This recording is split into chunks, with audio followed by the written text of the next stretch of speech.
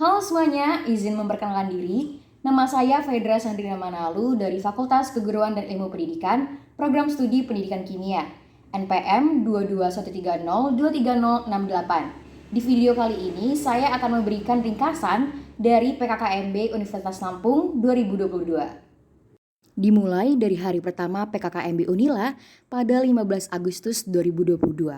Materi pertama mengenai peran Kepolisian Republik Indonesia dalam mengatasi kejahatan digital yang disampaikan oleh Bapak Yusriandi.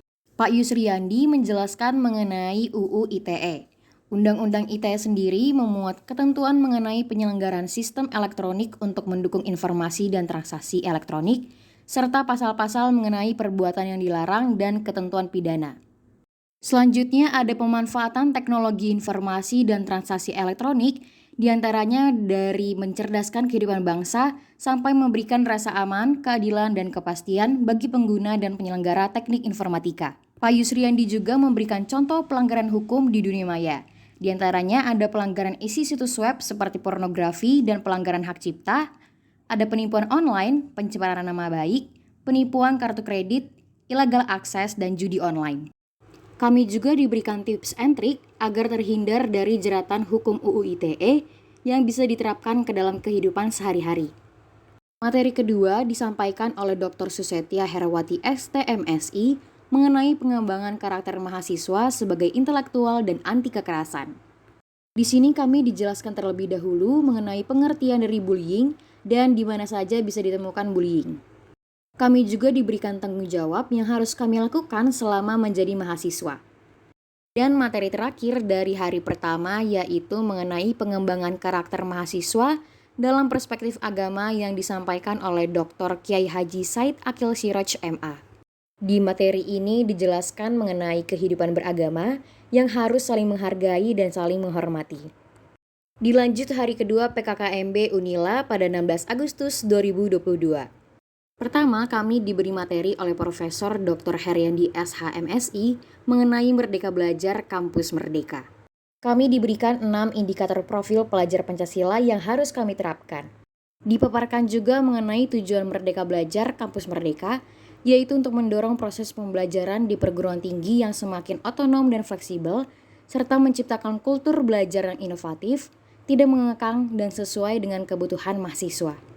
Ada juga 8 contoh bentuk kegiatan pembelajaran, yaitu pertukaran pelajar, magang atau praktek kerja, asistensi mengajar di satuan pendidikan, penelitian atau riset, proyek kemanusiaan, kegiatan wirausaha, studi atau proyek independen, serta membangun desa atau kuliah kerja nyata tematik.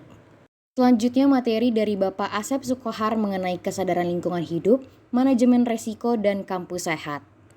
Unila sendiri sudah mengupayakan kampus sehat, diantaranya Zero Tolerance Areas, yaitu kawasan dilarang merokok, dilarang penggunaan obat-obatan terlarang, dilarang berjudi, bullying, kekerasan, dan seksual harassment. Yang kedua ada parkir terpadu dan pembatasan penggunaan kendaraan bermotor untuk mengurangi polusi udara di lingkungan kampus. Selanjutnya ada pengelolaan sampah TPST, pengelolaan sumber air, dan juga arboretum dan anggrek. Unila juga sudah mengupayakan pengendalian COVID-19, diantaranya vaksinasi, RSDC, dan juga BPJS Kesehatan. Materi ketiga dipaparkan mengenai etika dan norma kehidupan kampus atau pengembangan karakter mahasiswa yang disampaikan oleh Profesor Dr. Yulianto MSI. Bapak Yulianto menjelaskan adanya 4 tipe karakter mahasiswa yang ada di perkuliahan. Yang pertama ada tipe mahasiswa study oriented, yang kedua tipe mahasiswa organization oriented, yang ketiga ada tipe mahasiswa study and organization oriented, dan yang terakhir ada tipe mahasiswa yang hanya suka bermain. Dijelaskan pula mengenai 10 karakter yang harus dimiliki mahasiswa ideal, di antaranya rajin belajar, memiliki orientasi yang jelas, bermanfaat bagi orang lain, bisa menyesuaikan diri, peduli terhadap lingkungan, kreatif, inovatif, disiplin, memiliki cita-cita yang tinggi, serta rendah hati.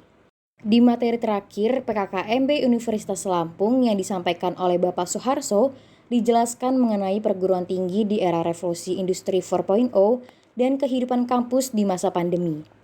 Bapak Suharso menjelaskan mengenai ICT Staging Unila, di antaranya adalah digital connectivity, digital infrastruktur, Integrated Application, Teknologi to Create Value, dan Teknologi of Actualization. Dijelaskan juga mengenai fasilitas pendukung layanan teknologi informasi di Unila yang terdiri dari kecepatan akses internet di Unila serta akses poin Wi-Fi Unila.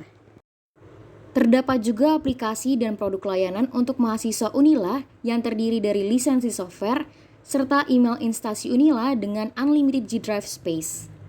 Dilanjutkan pada 18 Agustus 2022, yaitu PKKMB Fakultas Keguruan dan Ilmu Pendidikan. Materi pertama diberikan oleh Bapak Dekan FKIP, yaitu Profesor Dr. Patuan Raja MPD, mengenai pembelajaran di perguruan tinggi di era 4.0 dan plagiarisme. Dilanjutkan materi kedua, yaitu mengenai sistem perkuliahan dan pembimbingan akademik yang disampaikan oleh Bapak Dr. Andus Riswandi MPD. Di materi ketiga, kami diberitahu oleh Bapak Dr. Andus Supriyadi MPD mengenai seluruh fasilitas yang ada di Fakultas Keguruan dan Ilmu Pendidikan. Dan materi terakhir untuk hari ketiga disampaikan oleh Ibu Dr. Rismawati Rini MPD mengenai tugas pokok bagian kemahasiswaan dan alumni. Di hari terakhir PKKMB, yaitu pada 19 Agustus 2022, diadakannya PKKMB dari Prodi Pendidikan Kimia. Di dalam PKKMB tersebut, kami dijelaskan mengenai seluruh sistem perkuliahan selama berada di Prodi Pendidikan Kimia. Sekian video ringkasan saya selama mengikuti PKKMB Universitas Lampung 2022. Kurang lebihnya saya mohon maaf dan terima kasih.